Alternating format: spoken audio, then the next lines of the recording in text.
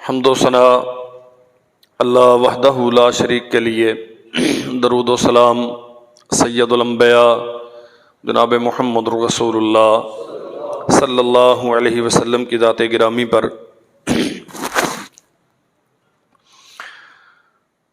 اللہ وحدہ لا شریک کا ہم انسانوں پر بہت بڑا احسان یہ ہے کہ اس نے ہمارے لیے مربی، مصلح، داعی، واعظ ہمیشہ ہر دور میں ہر طبقے کے لیے اللہ ذوالجلال والاکرام نے بھیجے۔ سمجھانا، نصیحت کرنا یہ بہت بڑا عمل ہے، اور جس قدر نصیحت کرنا بڑا عمل ہے اسی قدر نصیحت کرنے والے کا ہونا بہت ضروری ہے۔ انبیاء علیہم السلام جو علمی ورثہ امت کے لیے چھوڑ کے گئے، بالخصوص جناب محمد رسول اللہ صلی اللہ علیہ وسلم اپنی جتنی میراث ترکہ چھوڑ کے گئے وہ سارا علم ہے۔ دنیا کا مال و ملال انبیاء کبھی اپنے بعد میں آنے والوں کے لیے نہیں چھوڑتے۔ فرمایا لا نورث درہما ولا دینارا وَلَقَدْ وَرَّثُوا الْعِلْمَ، ہماری میراث، ہمارا ترکہ درہم و دینار نہیں ہوتے، زر و جواہر دنیا کے خزانے نہیں ہوتے، بلکہ اللہ کے نبی فرماتے ہیں ہمارا ورثہ علم ہے۔ گویا جو علم نبوت کا حامل ہے، جو کتاب و سنت کا پڑھنے پڑھانے والا ہے، وہ نبی کریم صلی اللہ علیہ وسلم کی میراث کا وارث ہے۔ دنیا میں اور کوئی تعارف کسی محدث کا، کسی عالم دین کا باقی نہ رہے۔ یہ ایک تعارف ساری تعریفوں پر بھاری ہے کہ محدث فرامین رسول کا پڑھنے پڑھانے والا، اخلاص کے ساتھ احادیث نبویہ کے ساتھ اپنا تعلق قائم رکھنے والا، یہ محمد رسول اللہ صلی اللہ علیہ وسلم کا وارث ہے۔ گزشتہ خطبے میں ہم نے سیدنا عبداللہ ابن عمر رضی اللہ عنہما کی سیرت کے حوالے سے چند باتیں عرض کی تھیں۔ وہ عظیم الشان سلسلہ جن کے توسط سے دین اس امت تک منتقل ہوا، اور بالخصوص احادیث رسول صلی اللہ علیہ وسلم محفوظ کی گئی اور بعد میں آنے والوں تک انہیں منتقل کیا گیا۔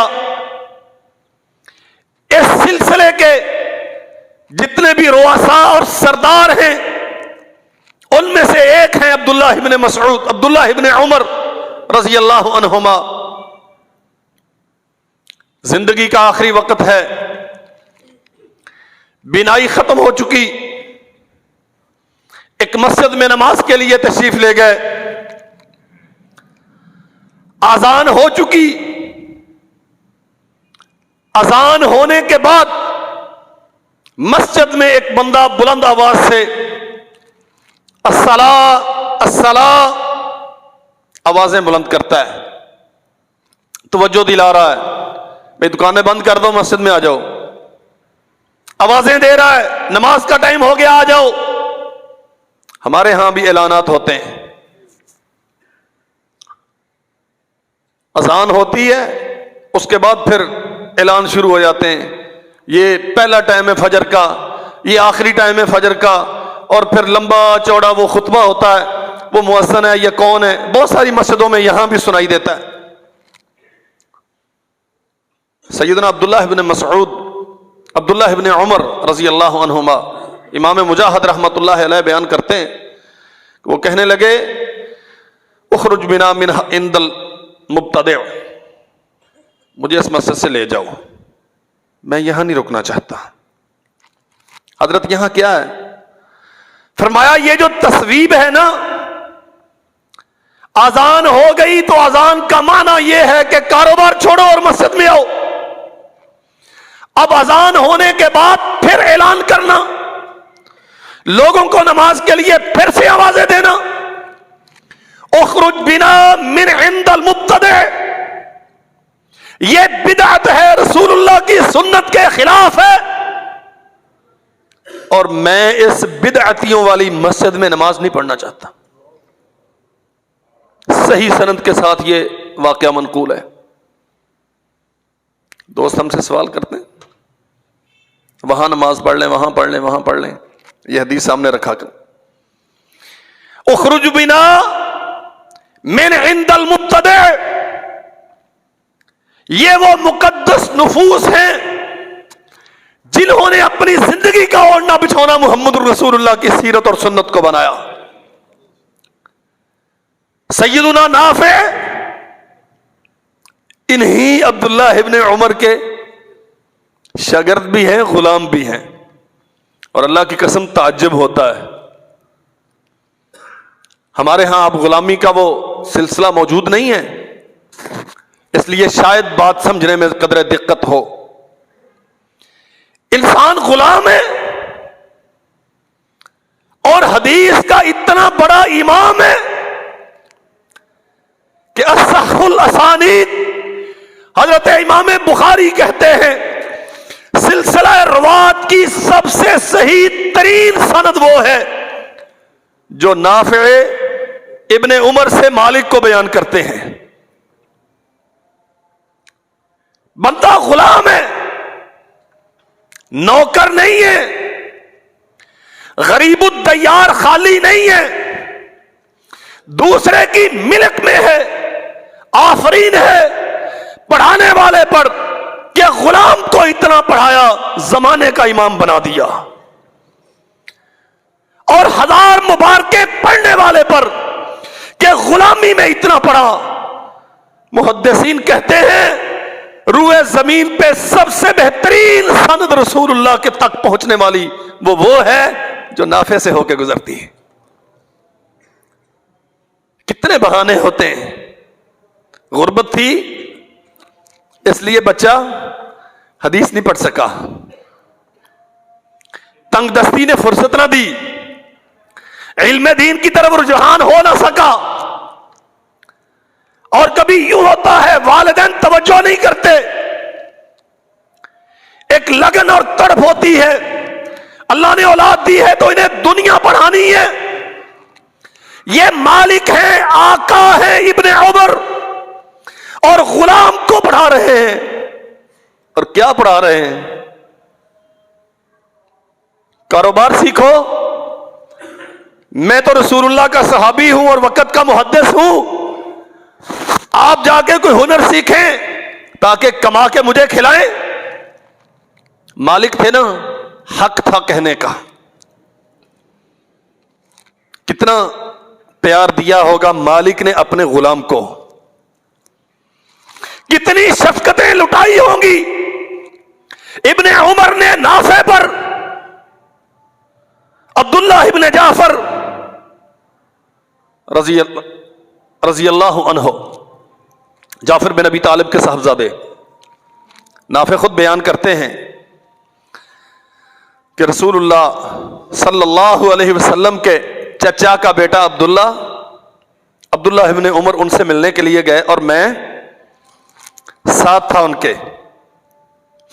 اللہ اکبر۔ عبداللہ بن جعفر کہنے لگے عبداللہ ابن عمر سے، یہ اپنا غلام مجھے بیچ دیجئے، اتنے پیسے لے لو، اتنے پیسے لے لو۔ اس زمانے میں انہوں نے کہا 12,000 دینار لے لو،